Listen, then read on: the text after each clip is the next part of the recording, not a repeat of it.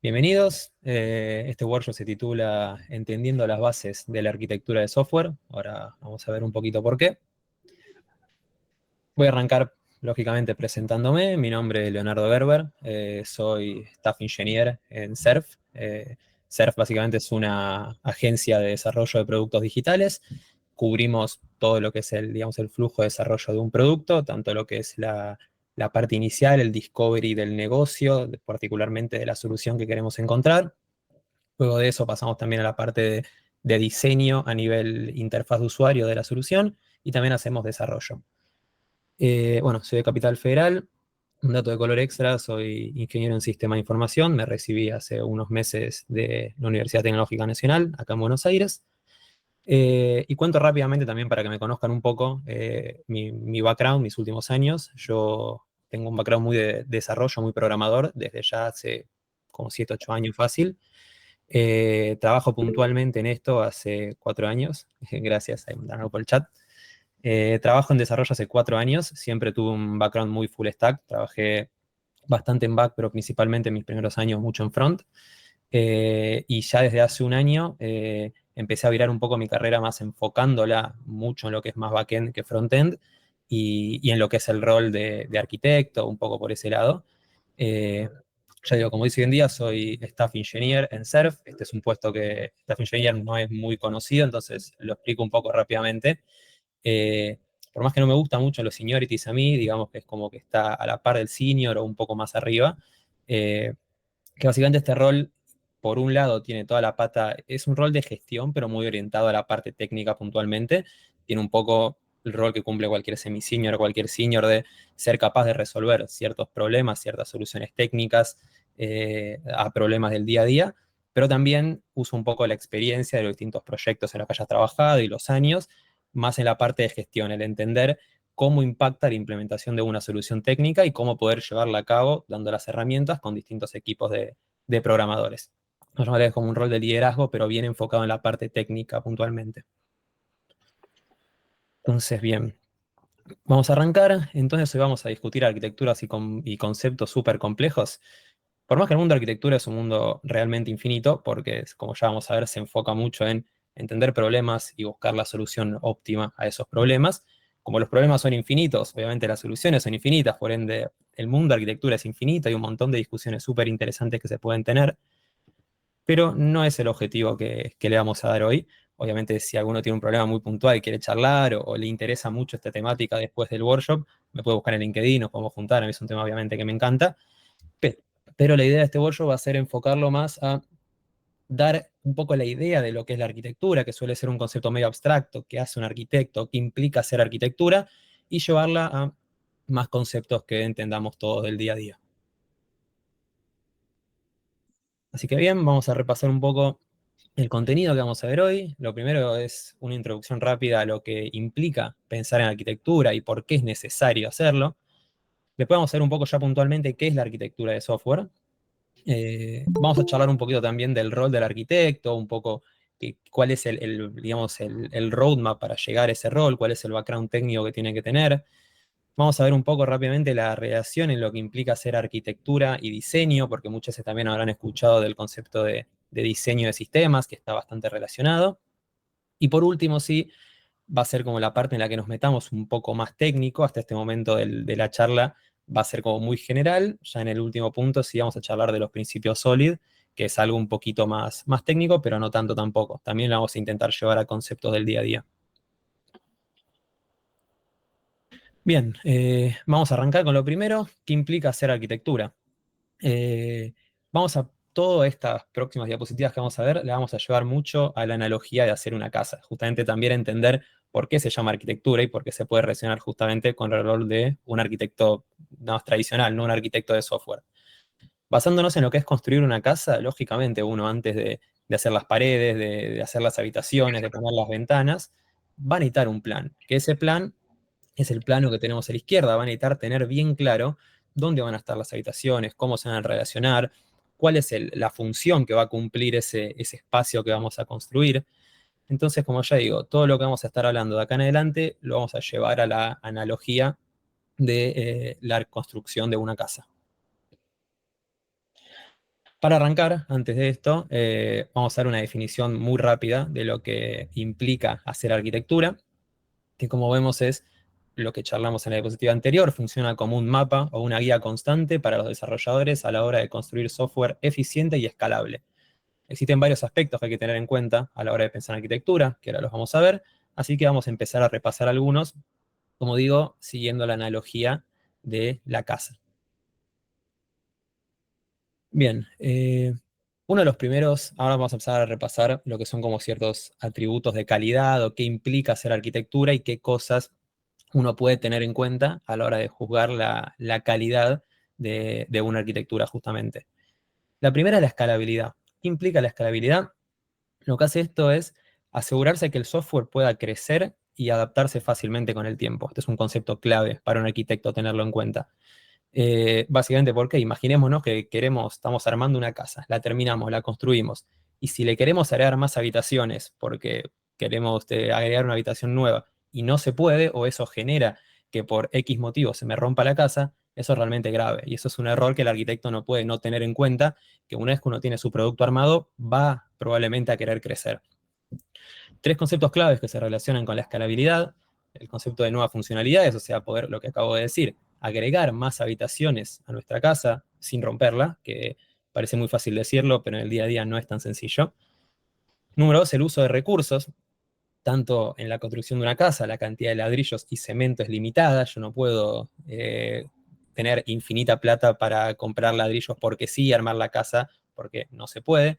Lo mismo pasa en software, lo que es la CPU, la memoria, los recursos de un sistema son limitados y es parte del rol del arquitecto poder aprovecharlos de la mejor manera. Y número tres, lo que es la organización de tareas, que esto pienso un poco en proyectos grandes en los cuales hay múltiples equipos trabajando para un mismo producto. Esto es muy importante para un arquitecto tener en cuenta que la arquitectura, el diseño tiene que contemplar que va a haber muchos equipos contribuyendo al mismo tiempo en algo, y es importante que uno no afecte el trabajo del otro.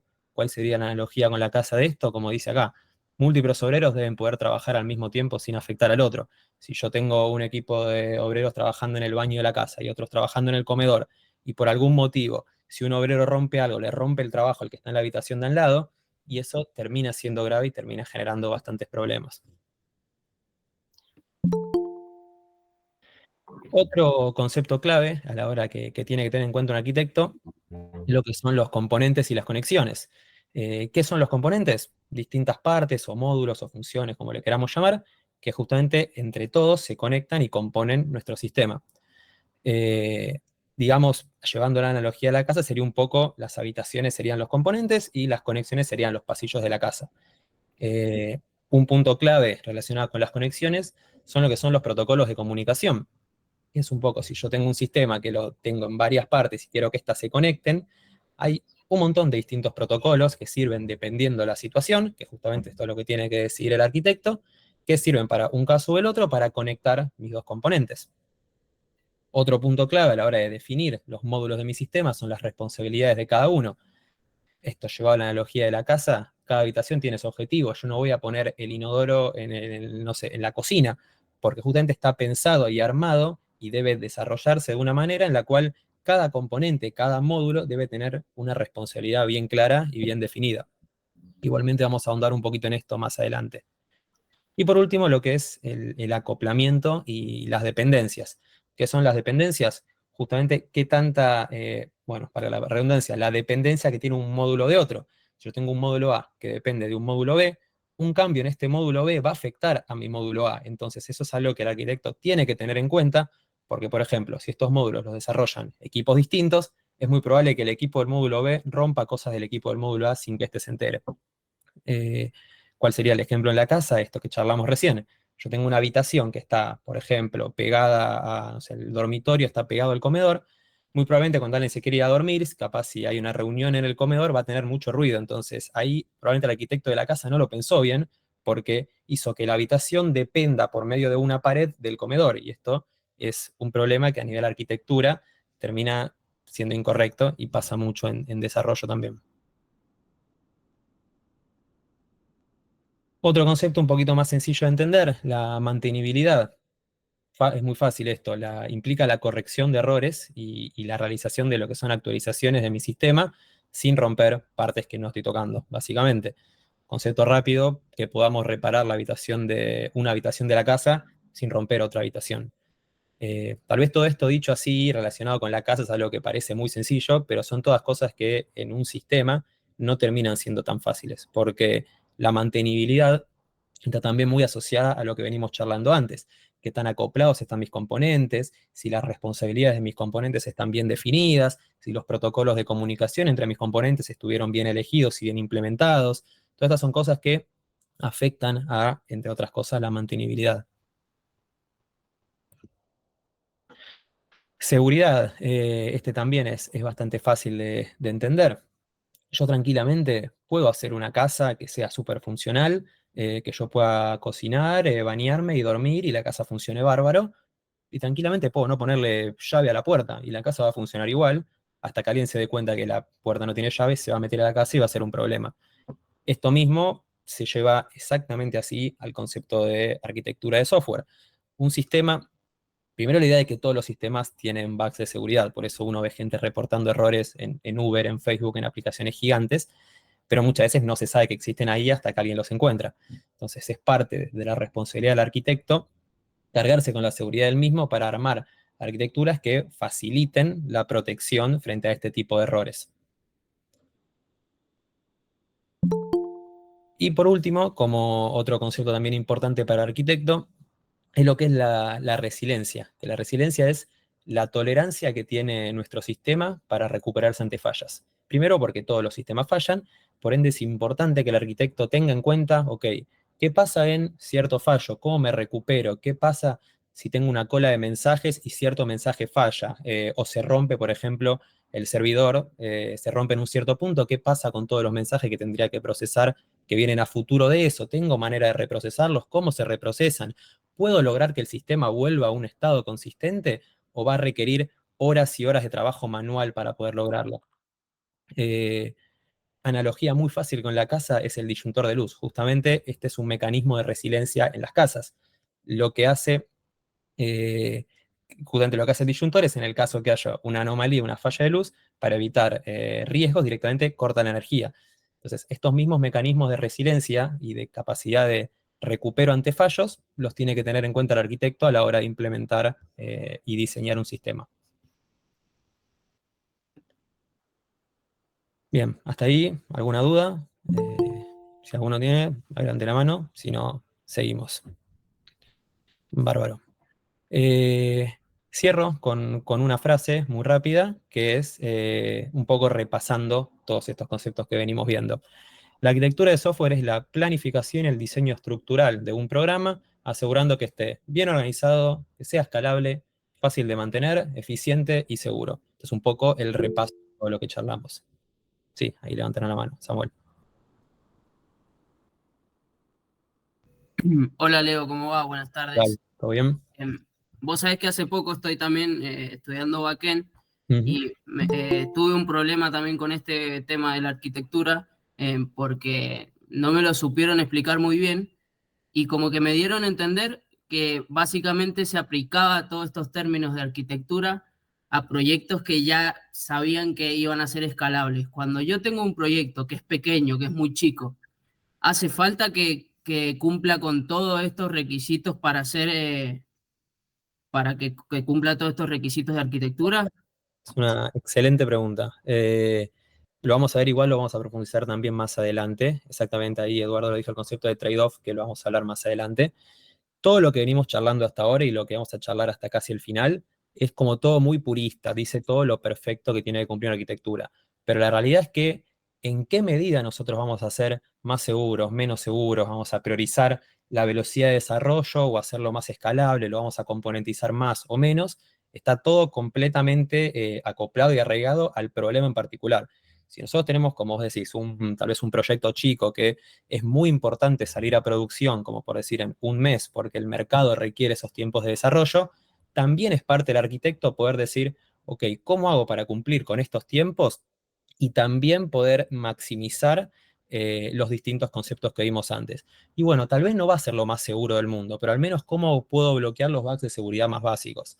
Tal vez no va a ser, si yo de golpe este proyecto pasa a tener 10 equipos de trabajo y probablemente haya de cambiarlo, pero bueno, al menos modularizarlo de cierta manera que se pueda desarrollar rápido y el día, si se quiere escalar a más equipos, se puede hacer de una manera relativamente sencilla. Entonces son todos trade-offs, pros y contras que uno tiene que tener en cuenta según la situación en la que se encuentre, según los tiempos de mercado y demás, pero obviamente siempre intentando maximizarlo. O sea, sí hay que hacer arquitectura, siempre, pero obviamente pensando en el problema y la situación en la que estamos puntualmente para maximizar nuestros recursos. Gracias, Ale. Excelente. Bien, y ya para cerrar esto, una frase más, que la frase anterior es de un libro que después se lo voy a contar. Esta frase es mía y es un poco la forma en la que yo también me gusta definir lo que es la arquitectura, y es que el esfuerzo que lleva a mantener y construir un sistema es inversamente proporcional a la calidad de su arquitectura. Si yo tengo un sistema que al principio obviamente se desarrolla muy rápido, y les habrá pasado a todos los que son programadores, al principio dan feature, funcionalidad, y cada vez cuesta más. Se ve también en gráficos de muchas empresas. Creo que Uber tiene uno muy conocido que es el costo que le salía a Uber una línea de código, y en un principio el proyecto era realmente muy barato, y a medida que iba pasando el tiempo, incluir una línea de código nueva en Uber era carísimo. Eh, Esto justamente en cuanto más esfuerzo lleva a escalar y construir un sistema y mantenerlo, probablemente la calidad de su arquitectura sea inferior. Por eso dice que es inversamente proporcional. Si yo tengo un sistema que obviamente con el tiempo si va creciendo me va a costar más mantenerlo, pero dentro de todo se mantiene medianamente estable o no se dispara mucho el esfuerzo de hacerlo crecer, es probable que la arquitectura que se fue definiendo con el tiempo fue correcta y tiene la suficiente calidad. Bien, con esto terminamos como esta primera parte, esta introducción fuerte, para pasar a ver una cosita nueva, y es que hasta ahora venimos viendo todos los aspectos que uno puede usar para juzgar la calidad de un sistema, los distintos puntos que uno tiene que tener en cuenta para armar la arquitectura de un sistema, pero falta un concepto clave y es el sistema en sí. ¿A qué me refiero con esto? Uno puede hacer algo que sea de recontra calidad, que esto está muy relacionado con lo que decía Samuel. Puede ser un sistema que sea súper escalable, puede poner microservicios, puede tener en cuenta un montón de conceptos, pero la realidad es que si no cumple la función y el objetivo para lo que está pensado ese sistema, no sirve de nada. Y esto también es responsabilidad del arquitecto, entender bien cuál va a ser la función de ese sistema, cuál es el objetivo, para qué se quiere, y en base a eso intentar maximizar los distintos puntos que vimos antes. ¿Y por qué están estas dos imágenes? Porque si por ejemplo vemos la de la izquierda, yo si les pregunto esto desde calidad, y repasando los puntos de antes, probablemente en la mayoría me digan que no. ¿Y es segura? Y no, yo no sé si es segura, creo que pueden tranquilamente entrar a mi casa fácilmente. ¿Es escalable? Y no sé, yo siento que pongo un piso arriba y se cae toda la construcción. Entonces, a simple vista uno lo ve y dice que no es de calidad. Pero cumple su función. Y capaz una familia quería ver ahí, puede dormir y está contenta. Entonces, la función de la casa está cumplida. Yendo al caso contrario, la de la derecha, uno ve esta imagen y dice, ¿es de calidad? Y es segura, qué sé yo, la ventana tiene barrotes, las paredes se ven bien, está pintado, pero esto no es ni remotamente funcional, porque uno quiere ir al baño y tiene que subir 4 escalones. Entonces, encontrar este balance entre lo que es funcional y cumple mi objetivo versus todos los conceptos que venimos charlando, es también muy importante para un arquitecto. Y particularmente hay tres conceptos que vamos a repasar para esta idea de entender bien cuál es la función y la utilidad que va a tener mi sistema más allá de las buenas prácticas, que dentro de estas tres cosas, la primera son los casos de uso. Los casos de uso es literalmente cuál es la función que viene a cumplir mi sistema.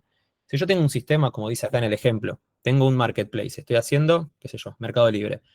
Es importante que la arquitectura de mi sistema y cómo está pensado debe reflejar un marketplace. O sea, el sistema debe contemplar usuarios, debe contemplar carrito de compra, debe contemplar búsqueda de productos, porque si no, realmente, por más que sea escalable y sea seguro y tenga todos los chiches que vos quieras, realmente si no funciona y no tiene los componentes que requiere un marketplace, no sirve absolutamente de nada.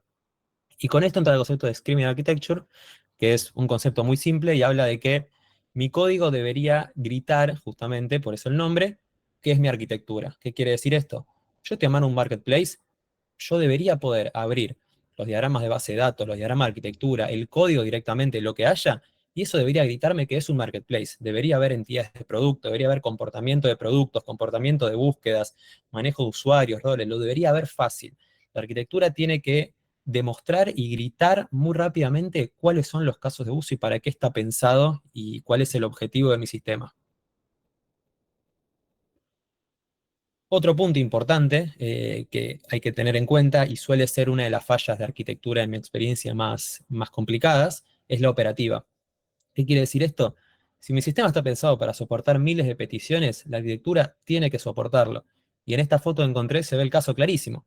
Imaginémonos, es un local de ropa que probablemente todos los días funciona bárbaro, tiene buena circulación, la gente puede entrar y salir, y un día a alguien se le ocurrió hacer un sale, un todo por 100 pesos, y pasa esto, que el sistema, el local, por más que estaba bien pensado, estaba armado y funcionaba bien, tuvo un pico de cantidad de usuarios, en este caso cantidad de personas, por X motivo, en este caso un hot sale, que realmente demostró que no estaba la arquitectura bien pensada, o al menos no estaba para soportar esa operativa. Se generó fila hasta la calle, tienen que venir policías a cuidar que no haya disturbios, se generan un montón de cosas que hace que demuestra que este local en particular no estaba preparado para esa operativa. Y un caso muy común en el mundo de sistemas son las tiqueteras. Pasa un montón, o los hot sale también en los marketplaces, pero puntualmente el caso de las tiqueteras, vino el show de Taylor Swift, o cuando fue el partido de la selección argentina hace un par de meses, y se cayeron la mayoría de las tiqueteras, no estuvieron preparadas para eso. Las arquitecturas que justamente sustentaban esas tiqueteras no dieron abasto, por más que si querés comprar 10 tickets se la banca bien, cuando hay un partido argentino o un show como el Taylor Swift, no dan abasto directamente. Y esto es otro concepto clave que un arquitecto tiene que tener en cuenta, más allá de todos los conceptos que charlamos antes. Y como último punto, que también, como decía, tiene que entender el arquitecto del objetivo del sistema, es lo que es el despliegue. Eh, Despliegue, lo explico rápidamente por si alguno no está en tema, es el momento en el cual uno pasa su conjunto de código o su sistema de un entorno a otro. Particularmente acá vamos a plantearlo en un entorno productivo, o sea, se vienen haciendo todas las pruebas en un entorno, en un servidor de pruebas, y esto se pasa a un servidor productivo en el cual va a haber tráfico real. Este proceso de despliegue, que como ya se imaginan es un proceso complejo, porque es mover un montón de código a otro entorno directamente, que en el caso no ideal puede funcionar incluso hasta de maneras distintas a veces, es algo que el arquitecto tiene que tener en cuenta, porque no es lo mismo tener un sistema que tiene un solo componente que se despliega, se mueve de ambiente directamente, que un producto que tenga 10 componentes que cuando yo quiero que salga a producción, deben salir los 10. Es importante que los 10 salgan a producción de manera correcta, porque si alguno falla puede quedar el sistema inconsistente. Entonces el arquitecto debe lograr, como dice acá el texto, plantear una buena arquitectura para que permita desplegar los sistemas en entornos productivos de una manera fácil, sencilla y, como muy importante, sin requerir exceso de esfuerzo manual. Porque como ya digo, este es un proceso muy crítico y generalmente cuando se hace de manera manual hay problemas. Bien, hasta ahí terminamos el segundo punto. No sé si hay alguna duda. Si no, seguimos nomás. Está yendo. Perfecto. Bien, el rol del arquitecto. Y acá esto no va a ser muy largo, sino que lo que yo quería acá era intentar, ya habiendo pasado todo lo que implica hacer arquitectura, cómo poder juzgar la calidad de la misma, y justamente qué es lo que tiene que tener en cuenta un arquitecto. No hablamos todavía de quién es el que tiene el background para ser arquitecto de software. Entonces acá separé unos 5 puntos para dejarlo un poquito más claro. El primero es que tiene que ser programador, y de los mejores, dice. ¿Y a qué voy con esto? Esta es una realidad, este es un rol que, por más que no es realmente nada del otro mundo, conlleva mucha responsabilidad. ¿Por qué? Porque no es lo mismo uno que sea programador, sea junior, sea semi-senior, sea lo que sea, que tiene un rol de programador. Un error probablemente genere un bug que a lo sumo, bueno, generará más o menos impacto ese problema, pero se puede resolver. Cuando hay un error de arquitectura, cuando vienen arquitectos, como por ejemplo explicaba antes el tema de las tiqueteras, arma toda una arquitectura sin tener en cuenta los picos excesivos de tráfico en un partido de la selección argentina, estos problemas son sumamente complicados de resolver y tienen impacto que hasta a veces hay que hacer el sistema de cero, y yo no sé si alguno estuvo en la posición, pero no está bueno ir a decirle a un cliente o a un stakeholder de, che, mira, todo lo que armamos funciona bárbaro cuando lo usamos 10 personas, pero cuando salgamos a producción y quieras que esto facture, que esto tenga usuarios, se va a caer y para resolverlo hay que hacerlo de vuelta porque la arquitectura no estuvo bien planteada. Es grave realmente y es muy complicado manejar esas situaciones.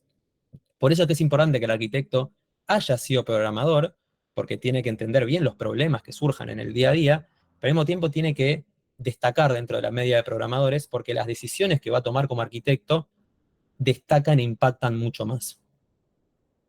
Como número dos, perdón un segundito, ahí está. Como número dos, por más que un arquitecto cuando llegue a este rol empiece cada vez a programar un poquito menos que un programador justamente, no debe dejar nunca de programar. ¿Y esto por qué?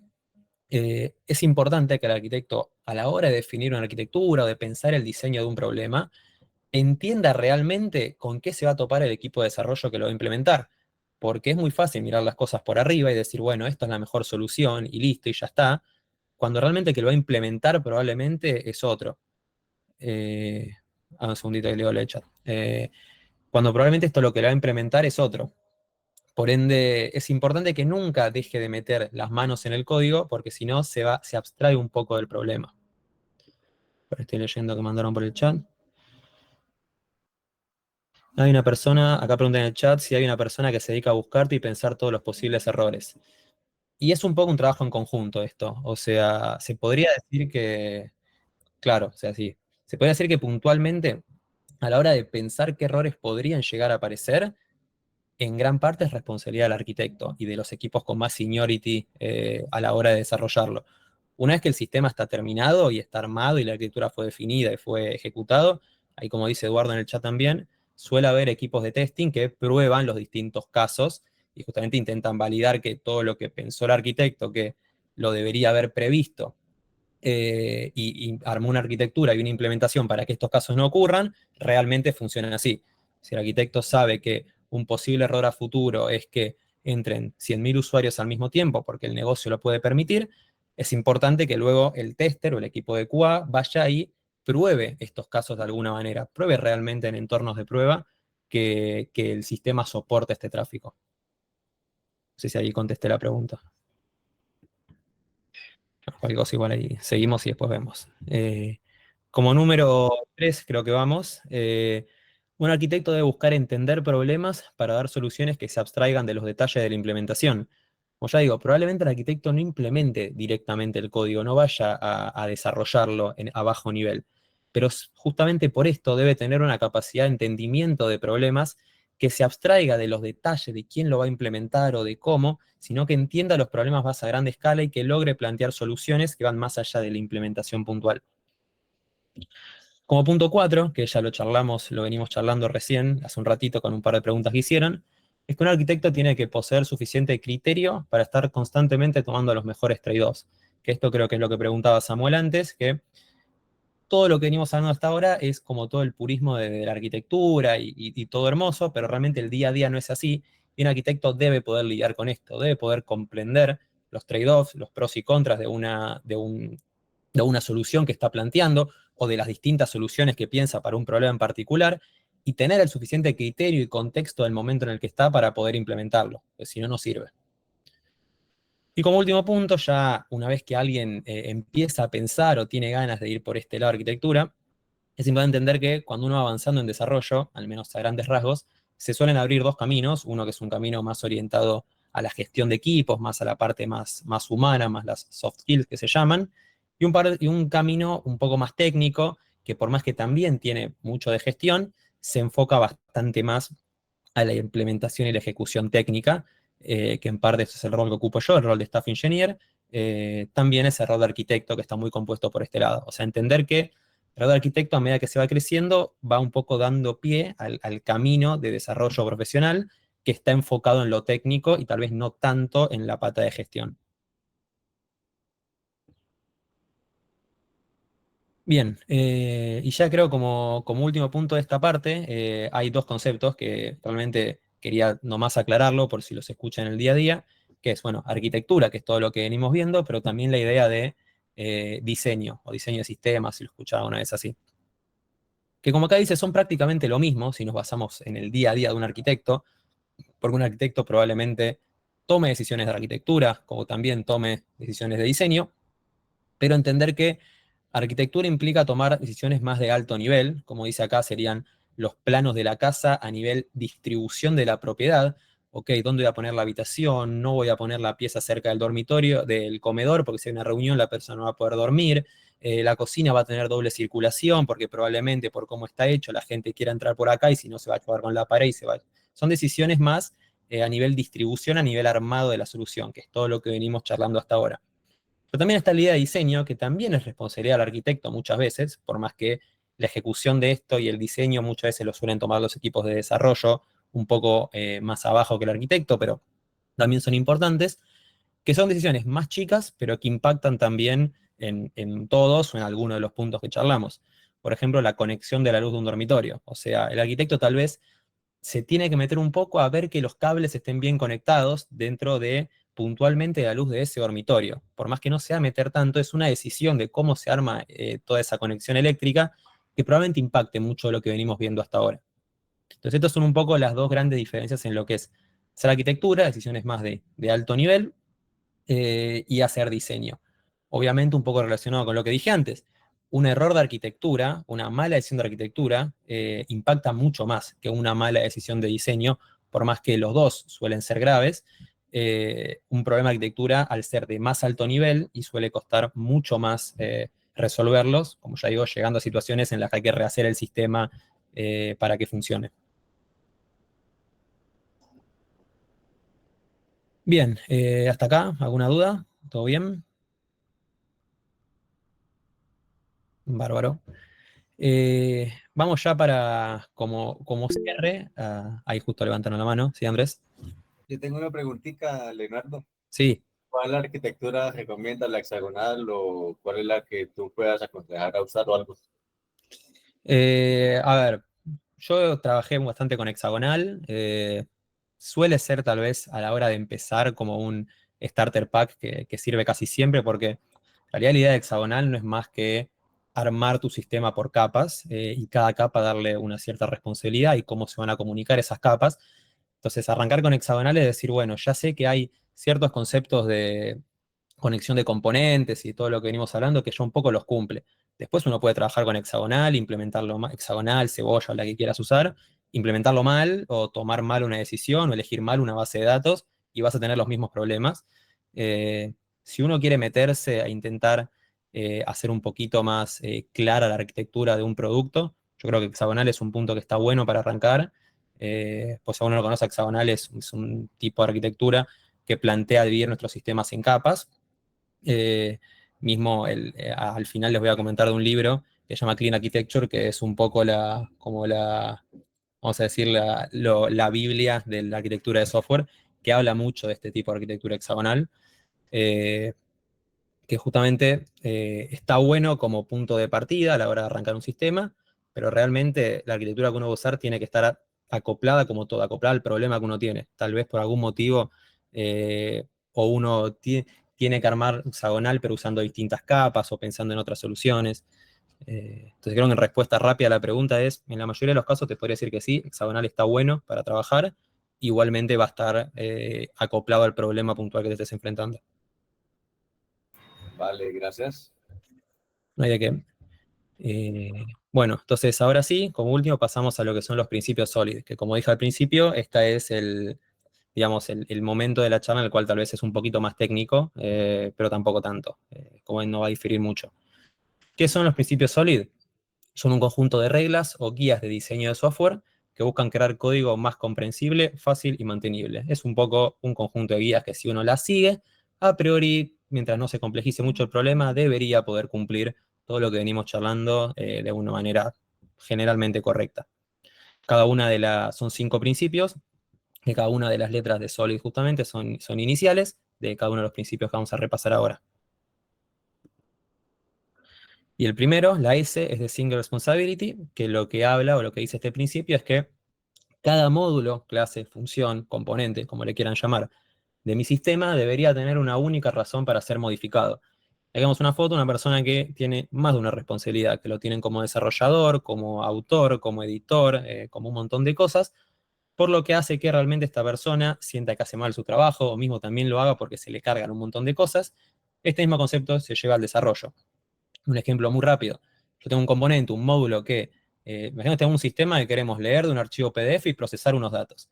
Si yo hago un solo módulo que tanto lea de un archivo como también procese los datos, ese módulo ya ahí tendría dos motivos para cambiar. Si cambia el tipo de archivo, por ejemplo, o la forma de abrir un archivo, ya ahí cambiaría porque su primera responsabilidad era abrir el archivo, pero también si cambia la lógica de procesado de datos.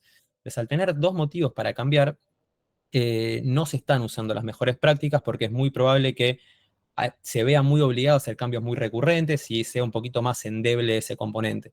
Entonces se intenta, insisto, todo esto hablando puntualmente en lo purista, cada caso puede decidir aplicar este principio más o menos, pero en la general se intenta que un componente, función o cómo está armado mi sistema, cada uno de mis módulos tenga una única razón para ser modificado.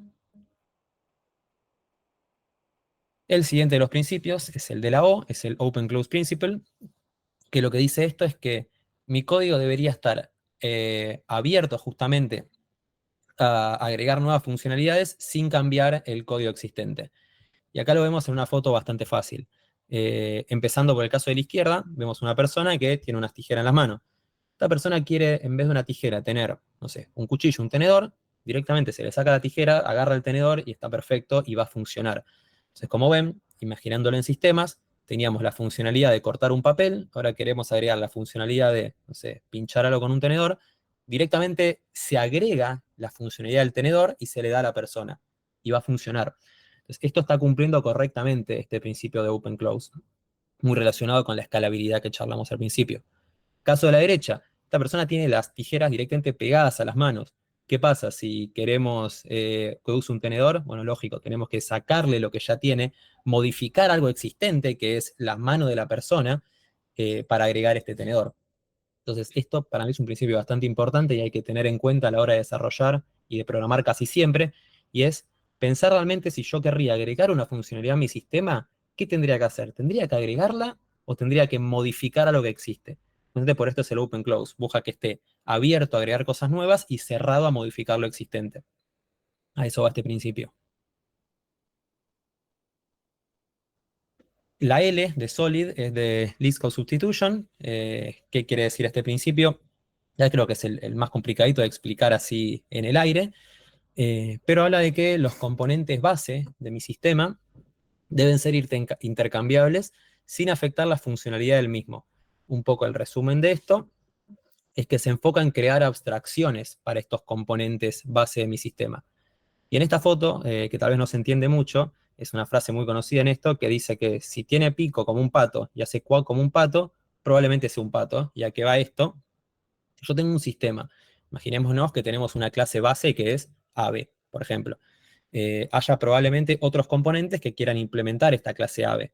Entonces, vamos a decir que tenemos un pato y un pájaro que son aves. Entonces, este componente que usa o que reconoce a las aves debería poder trabajar con un pájaro y con un pato, porque son aves, entonces debería funcionar. ¿Qué pasa si yo agrego un pato a baterías, como tenemos acá en la foto, y digo que este pato también es un ave? Ese pato no se comporta como un ave realmente, porque tiene baterías, es otra cosa, no tiene nada que ver con un ave. Si yo digo en mi sistema que es un ave, eso sería un error y estaría violando este principio, porque este componente que usa mi componente ave va a decir, ah, tengo este pato de baterías de que es un ave, lo va a querer usar y probablemente se rompa. Es importante tener en cuenta que a la hora de yo crear abstracciones, como en este caso ave, que es de mi componente más base de mi sistema, estén bien definidas y todos los que implementen de esa base sean fácilmente intercambiables, porque ese es el objetivo, crear abstracciones correctas. Bien, como anteúltimo, la I. La I es de Interface Segregation, segregación de interfaces. Este principio lo que dice es que no debe forzar a las clases a implementar interfaces que no necesiten. ¿A qué vamos con este ejemplo? Tenemos acá una interfaz worker, una interfaz trabajador, que vamos a empezar a definir qué puede hacer un trabajador. Bueno, puede, como dice acá, no sé si se llega a leer, pero dice sign in, puede loguearse, puede empezar a trabajar, puede hacer otras cosas que ahora vamos a ver, puede continuar trabajando y puede hacer sign out. Bien, perfecto. ¿Qué pasa ahora? Si yo digo que también un trabajador puede hacer oil check, chequeo de aceite, o cargar su batería, ya pasa a ser medio raro. ¿Por qué? Pues yo quiero tener un trabajador humano, el humano probablemente haga gran parte de esto, pero no puede hacer oil check. El oil check solo lo puede hacer el trabajador robot. Entonces ahí nosotros estamos obligando a que el humano tenga alguna forma de cargar su batería, por ejemplo, cosa que no es correcto. Esta misma idea se aplica, acá está como muy simplificada, pero se aplica mucho también. A la hora de crear interfaces, tienen que estar bien armadas, bien definidas, y todos los que implementen de esa interfaz deben, justamente esta interfaz debe estar pensada para que todos necesiten implementar esos métodos, esa funcionalidad. Yo en este caso quiero crear un robot, probablemente tenga que hacer otra interfaz que sea, no sé, trabajador mecánico directamente, y que saquen varios tipos de robot, que esa es la que tiene el método de cargado de batería, no el trabajador persona, si queremos, digámosle así. Y como último, la D de Solid es el concepto de inversión de dependencia, que acá está muy simplificado, pero se entiende también, que es que nuestros módulos de alto nivel no deben depender de módulos de bajo nivel. Perdón. ¿Qué quiere decir esto? Los módulos de bajo nivel, o sea, de los que dependen gran parte de mis módulos que están más arriba, suelen cambiar muy seguido. Entonces, idealmente yo quiero proteger a mis módulos más importantes de los cambios recurrentes de los módulos de más abajo, porque estos módulos de más abajo, como ya digo, suelen ser varios módulos distintos, con distintas responsabilidades, con distintos motivos para cambiar, que son mucho más, que es mucho más normal que pase que mis módulos que están más arriba.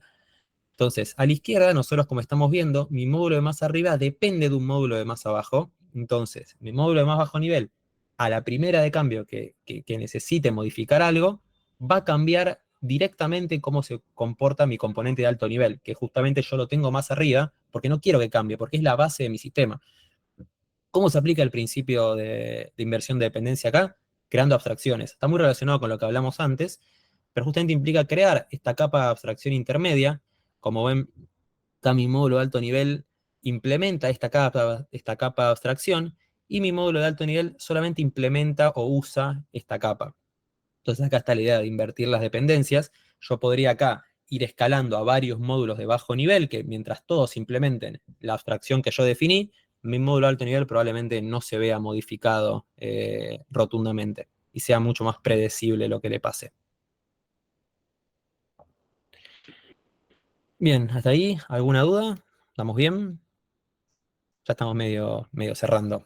Me gustaría cerrar con esto, que es una frase, como ya digo, del libro Clean Architecture, que el Clean Architecture es, como ya digo, la Biblia, entre comillas, de la arquitectura de software. Si alguno se quiere meter en este mundo, tiene muchas cosas que tal vez les van a parecer obvias, pero tiene otras que están buenas. Sirve como un primer punto de entrada, que es Fight for the Architecture, y esto lo dice en los primeros capítulos. ¿Y a qué se refiere esto? Todos los roles involucrados dentro de un proyecto, lo que son los stakeholders, equipo de producto, project manager, diseño, programadores, todos, obviamente todos están tirando para el mismo lado, construir un producto que crezca y que todos seamos felices y funcione bien. Pero lógicamente tienen distintos intereses internamente, y esto es normal que pase, no está mal, es lógico. Cada uno va a ir a defender los intereses de su rol y de lo que cree correcto en el momento que está el proyecto. Muy probablemente si se está desarrollando un producto y hay un cliente que está un poco enojado porque quiere que salga una funcionalidad rápido y necesita salir a mercado, muy probablemente el project manager va a priorizar salir antes con esa funcionalidad, mientras que tal vez el arquitecto o el programador va a priorizar otras cosas, va a priorizar, no, pero salgamos más tarde para hacerlo más escalable, porque mirá si pasa tal cosa a futuro, pensémoslo bien. Y esto es lógico que pase, y cualquiera que trabaje en equipo de desarrollo, tanto en desarrollo de productos digitales como en cualquier equipo pasa, que es normal que pase. ¿Y por qué esta idea de Fight for the Architecture? Porque muchas veces, como arquitectos, que suelen ser, como yo digo, los programadores, los mejores programadores, o los de más seniority, o los que tienen más experiencia, son los que deben muchas veces ir al choque con los distintos stakeholders del negocio para poder priorizar la arquitectura.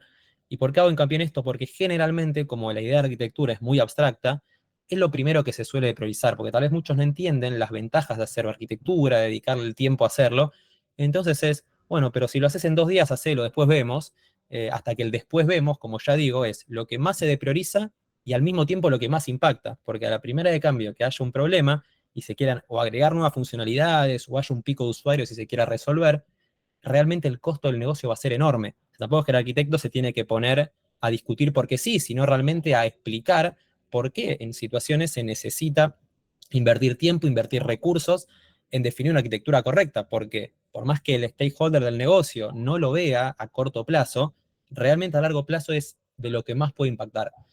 Entonces, justamente todo lo que venimos hablando se centra un poco acá en es importante que el arquitecto entienda realmente el objetivo, el momento en el que estamos, el momento en el que está el proyecto o el producto que está desarrollando, el equipo de desarrollo que tiene, el seniority del equipo, la capacidad de sacar funcionalidad y de pensar soluciones, y poder lograr un balance entre tanto esto como las necesidades del negocio en general, intentando maximizar todos los atributos de calidad que fuimos viendo antes. Entonces, bueno, con esto cerramos. Espero que les haya servido, que se haya aclarado un poco el panorama y estamos abiertos a preguntas si a uno le quedó algo.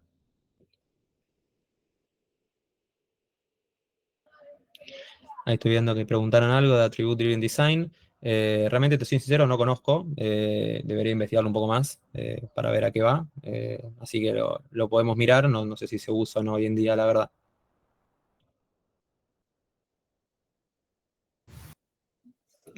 Aprovechen, ¿eh? Si quieren levantar la manito, desmutearse. Sí, ahí dijeron que resultaba en la facu bastante teórico y sí. Igual me pasa tanto como en esto puntualmente, por más que no lo conozca, como también en la idea de arquitectura en general. Muchas veces se explica muy duro, muy técnico y realmente se puede llevar a conceptos mucho más bajos para darle más forma.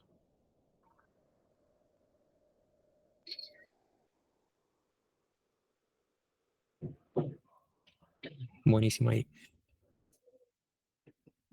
Diego pregunta, ¿cuáles serían los tipos de arquitectura más utilizados actualmente? No sé si eso ya sabía. No lo había leído, sí, perdón.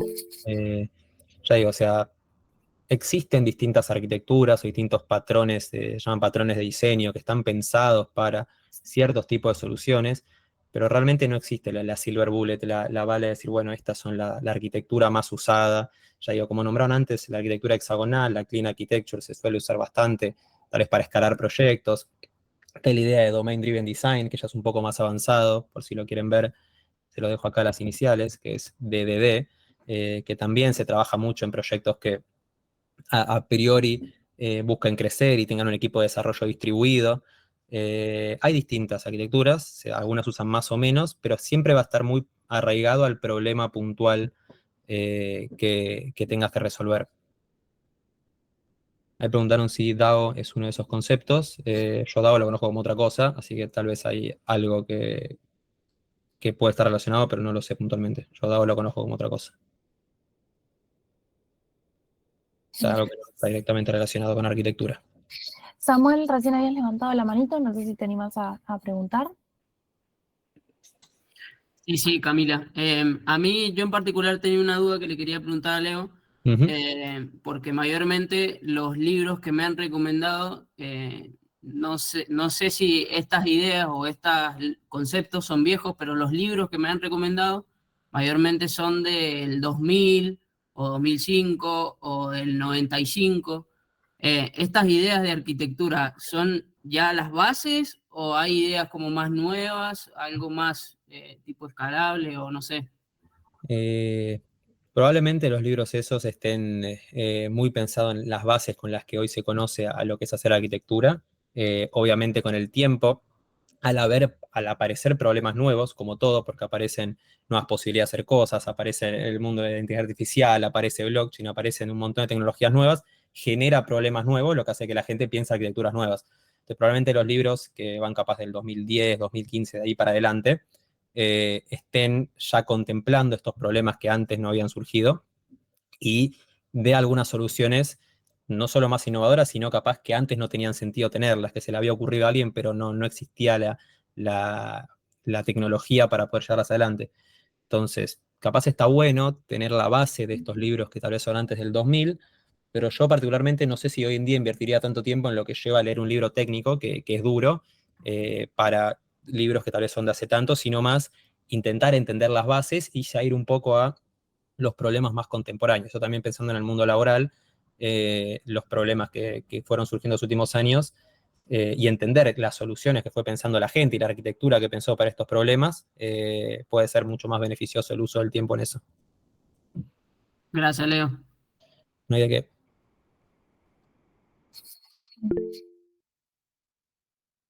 Joel.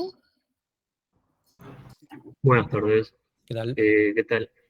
Tal vez tienes algún recurso educativo donde puedas poner en práctica tus Ujú. conocimientos, tipo como hay juegos de código donde vas resolviendo problemas y tal, en aplicar los conceptos aproximadamente correctos, digamos, para cierta arquitectura o problema dado.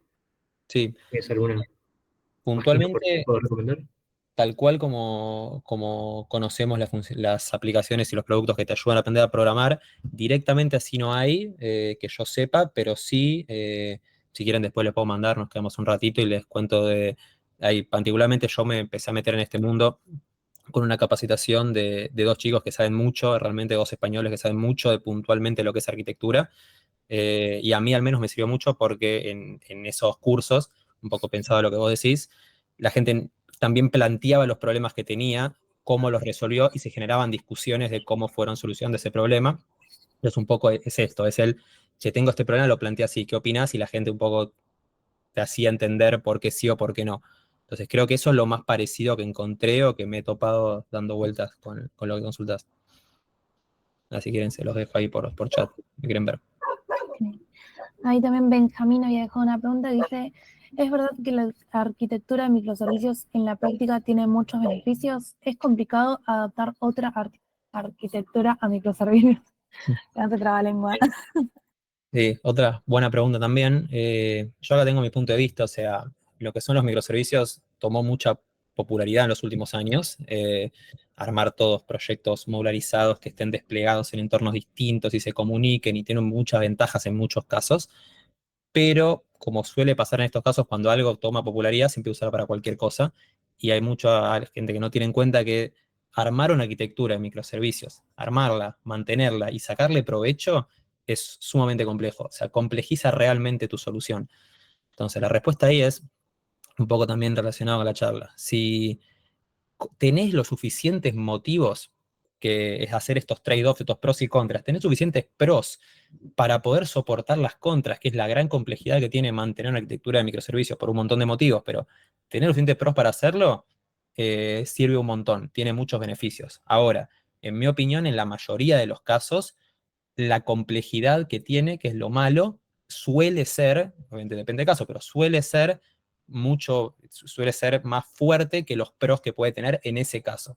Ahora sí que tenemos un equipo de 200 personas, porque tenemos un producto que tuvo inversión y de golpe se armó un equipo de 200 desarrolladores, 10 equipos distintos, y probablemente te diga sí, probablemente lo tengas que pensar por ese lado, porque es muy importante que los equipos trabajen con los beneficios de los microservicios, de manera distribuida, etc.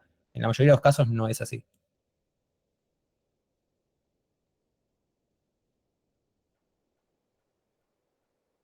Perfecto. ¿Alguna otra duda, consulta, sugerencia? Bueno, parece que está todo súper claro. La verdad, muy, muy bueno el workshop. Gracias, Leo, nuevamente por tu tiempo y por compartirnos tus conocimientos. Por favor, gracias a ustedes.